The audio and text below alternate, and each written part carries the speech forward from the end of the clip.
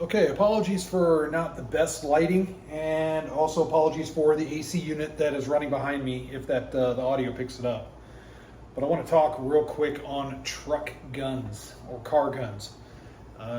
If you have one, don't take offense to this, but I've thought about it for a while, and I used to have truck guns, car guns, but I don't anymore because I don't like the idea.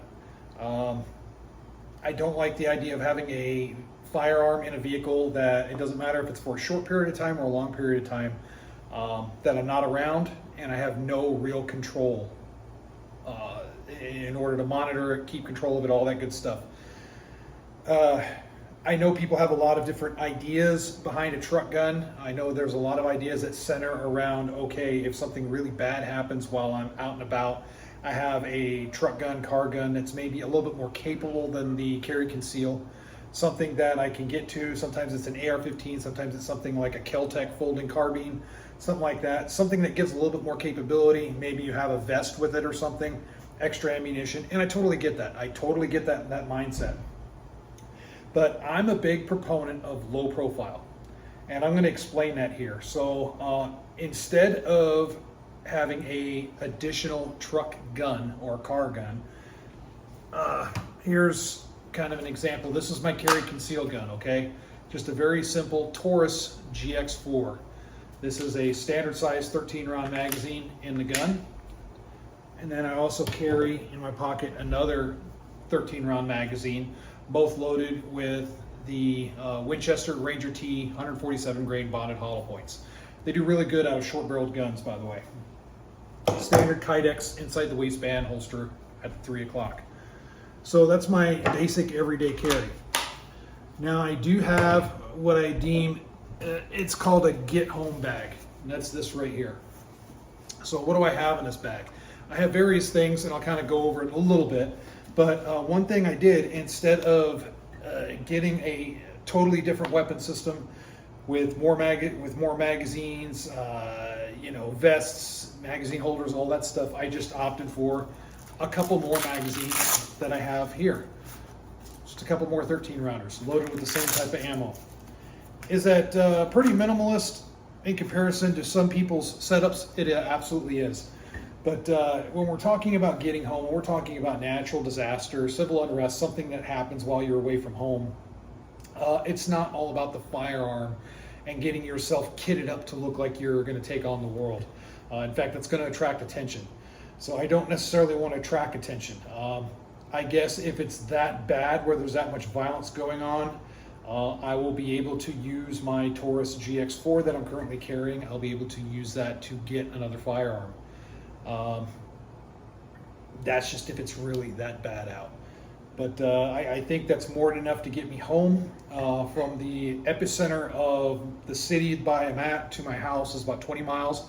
So I prepare myself in the sense of how do I get from the epicenter of the city to my house 20 miles, what kind of stuff do I take with me? And it's not just firearms and magazines. I have things like water, and I always carry this right here, Iron Infidel water bottle, Epic water bottle. I try to keep that full. Inside here, I do have some MRE components. I do have some bandages, some basic first aid.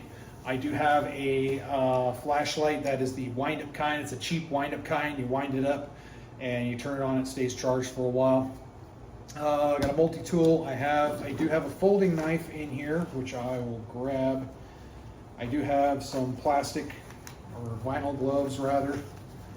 This is my folding knife, really tactical, right? It's that kind of safety orange color, but it's pretty handy. It's just a Kershaw, old school Kershaw folder that I've had for a while, but it has seatbelt cutter and glass puncher, a light. This is that wind up cheap Energizer light, but it works really well. I also have a trash bag in here, just some various things, lighters, matches, stuff like that. Stuff to be able to light a fire, all that stuff. I do have a little bit of water purification in here as well. And that's just in the mindset of, okay, I need to get 20 miles and change to my house. I think this stuff will sustain me. It's not all about the firearm, guys. If we're talking about prepper type stuff, yeah, it's great to say, hey, I got tons of ammo, I got all this stuff, I can be in a fight. Well, I am going to stay away from fights. If there's civil unrest, I'm going to do everything I can to get away from the fight. The standing order in my family is if anything happens and we're separated, our mission, all of us, is to get back to our house, and to do so as quickly and efficiently as possible and as low profile as possible. I'm not looking to throw on chest rigs or anything like that, or throwing on an AR-15, even if it's a short AR-15. I think this little guy right here will do me just fine. I am good with this out to 50 yards at a decent rate of fire. If I wanted to really take my time, I could suppress at 100 yards with this. That's pretty damn good. So, do I think a truck gun is needed? No, I don't. I know opinions are going to vary, and I totally understand that. And you're not necessarily wrong if you do believe that you need a truck gun. It's just, in my opinion, it's not a need. I think you're better off served by maybe just getting a few extra magazines, focusing on some other things. Get a get-home bag. One thing that's in here that people don't think about is what's called a Silcott key. Maybe I'll do a video on that at some point, but the Silcott key is basically a four-sided deal. It has 4 different attachments. If you look at commercial buildings, they all have a potable water faucet access point on the exterior somewhere. Some of them are a little bit harder to find, but for the most part you can find them, and it's a good source of potable water. So if you need to really hydrate yourself before you have to move, that's something you could use. The Silcott key is a way to do that. It has different attachments depending on what type of deal it is. You can get in there, pop open the access, get in there, access the water, all that good stuff, and get some hydration. Keep that in mind, though, just because it's potable water, always keep water purification tablets on hand, just that way you can protect yourself. But anyway, that's one thing people don't think about, is stuff like that. Look at your urban environment. I go from an urban environment to a wilderness environment before I get to my house. So I kind of have a little bit of both just in this simple little bag. I think that's more important than, just focusing on the firearm.